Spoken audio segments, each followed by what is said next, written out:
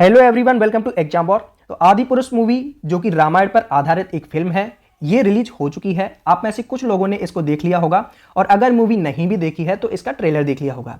और अगर ट्रेलर भी नहीं देखा है तो आपको ये तो पता चल ही गया होगा कि आदि पुरुष जो मूवी है इसका बहिष्कार पूरे भारत में ही नहीं बल्कि नेपाल में भी इस मूवी का विरोध किया गया है। और विरोध हो भी क्यों ना, इस मूवी में भारत की संस्कृति और सभ्यता को इतने बेढंग तरीके से जो दिखाया गया है, आदि पुरुष मूवी में रामायण को आधुनिक रूप में दिखाकर इस तरीके से अनादर किया गया है कि आप देख सकते हैं।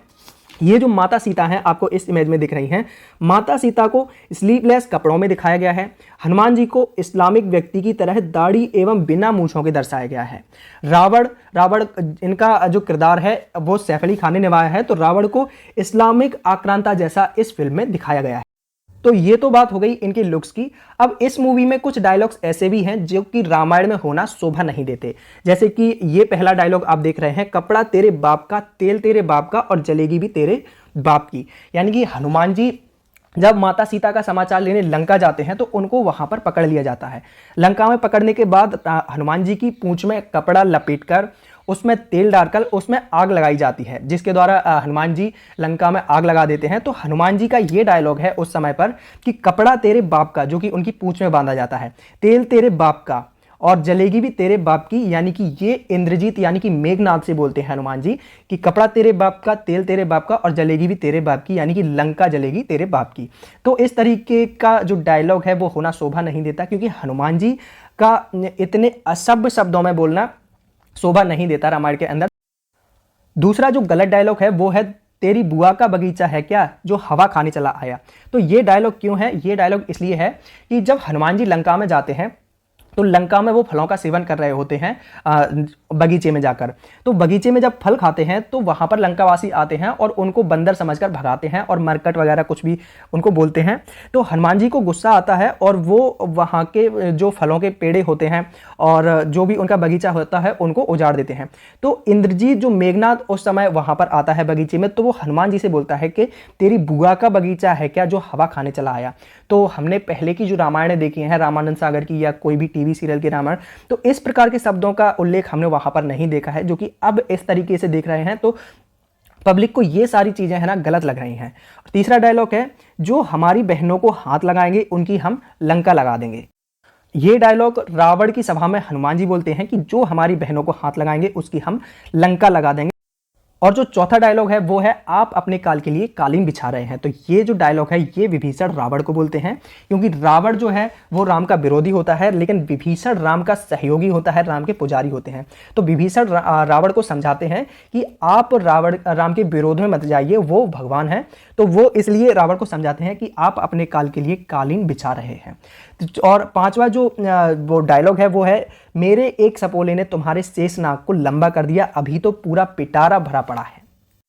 तो ये जो डायलॉग है वो मेघनाद बोलते हैं, यानी कि इंद्रजीत बोलते हैं भगवान राम को। होता क्या है कि जब इंद्रजीत और लक्ष्मण के बीच युद्ध होता है तो इंद्रजीत अपने नाग पास में लक्ष्मण जी को बांध लेते हैं, यानी कि वो लक्ष्मण शक्ति उसको बोला जाता है, उसमें वो चला देते हैं। तो जो लक्ष्मण जी होते हैं वो मूछा में आ जाते हैं। तो इंद्रजीत उसी समय भगवान राम को बोलता है कि मेरे एक सपोले ने, यानी कि जो नागपास है वो छोड़ता है, तुम्हारे शेषनाग को, शेषनाग जो कि लक्ष्मण जी शेषनाग का अवतार हैं इसलिए लक्ष्मण जी को उन्होंने शेषनाग बोला है कि तुम्हारे शेषनाग को लंबा कर दिया है, अभी तो पूरा पिटारा भरा पड़ा है। तो इस तरीके के कुछ गलत शब्दों का प्रयोग किया गया है आदि पुरुष मूवी में, जो कि नहीं होना चाहिए था।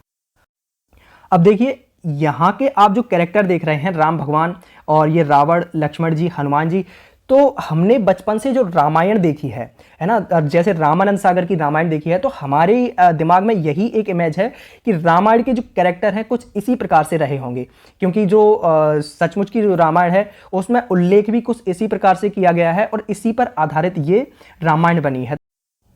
आदि पुरुष में इनके किरदार की लुक्स की वजह से भी इसको बॉयकॉट किया गया है। बॉयकॉट का मतलब होता है इसका बहिष्कार किया गया है। तो सबसे पहले हम देखते हैं रावण का लुक। रावण के लुक में आदि पुरुष में सैफ अली खान ने रावण के किरदार को निभाया है।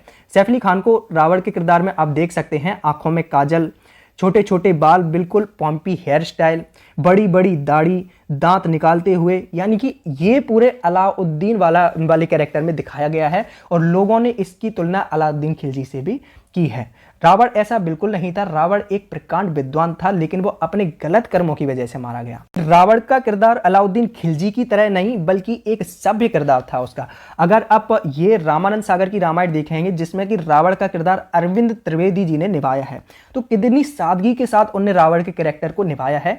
यही वजह थी कि जब रावण की मौत हुई तो लोगों की आंखों में आंसू आ गए थे। दूसरा जो बॉयकॉट लुक है वो है भगवान राम वाला लुक। भगवान राम का किरदार इसमें प्रभास ने निभाया है, और प्रभास को राम बना देख लोगों के मन में ऐसी कोई फीलिंग नहीं आई कि वो बोल सकें कि हाँ ये भगवान राम है। क्योंकि आपने अगर पहले भी कभी छोटे पर्दे पर रामायण देखी होगी तो उन एक्टर्स की लुक्स कुछ ऐसी होती है कि आप उनको देखकर बोल सकते हैं कि हाँ ये भगवान राम है। लेकिन प्रभास को देखकर ऐसी फीलिंग्स किसी के मन में नहीं आई, क्योंकि ना तो इनके सिर पर मुकुट है और ना ही चेहरे पर वो तेज है।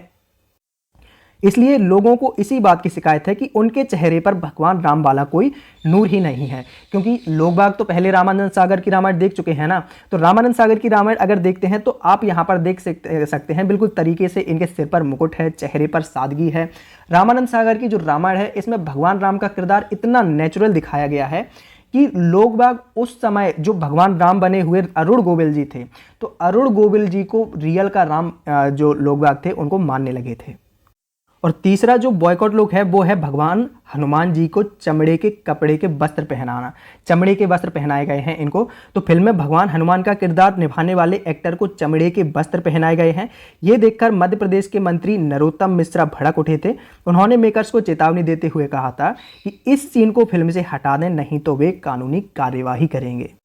तो आज भी हमारे जो दिमाग में है वो इमेज हनुमान जी की कुछ इस प्रकार है। ये दारा सिंह हैं जिन्होंने रामानंद सागर की रामायण में हनुमान जी का किरदार निभाया है। लेकिन इस समय की जो रामायण है वो उसमें हनुमान जी कुछ इस प्रकार के दिखाई दिए हैं, आप देख सकते हैं, कुछ खूंखार टाइप के। और भारत के बाद नेपाल में भी इस मूवी का दम से विरोध किया गया है। नेपाल में इस मूवी के साथ साथ नेपाल में सभी हिंदी फिल्मों पर बैन लगा दिया गया है, क्योंकि इस मूवी में एक डायलॉग है जिसमें सीता माता को भारत की बेटी कहा गया है। भारत की बेटी कहा गया है इस मूवी में। तो आदि पुरुष के एक डायलॉग से गुस्से में नेपाल काठमांडू में सभी हिंदी फिल्मों पर बैन। तो इस फिल्म पर बैन क्यों लगा दिया गया है? क्योंकि सीता माता को भारत की बेटी कहा गया है, बल्कि नेपाल ये मानता है कि जो सीता माता है ये जनकपुर की बेटी है। जनकपुर जो कि नेपाल में पड़ता है, तो वहाँ की ये बेटी है, जबकि भारत की बेटी कहा गया है इस मूवी में। इसलिए इस फिल्म का नेपाल में विरोध हुआ और इसी के साथ साथ सभी हिंदी फिल्मों को बैन कर दिया गया है नेपाल के अंदर।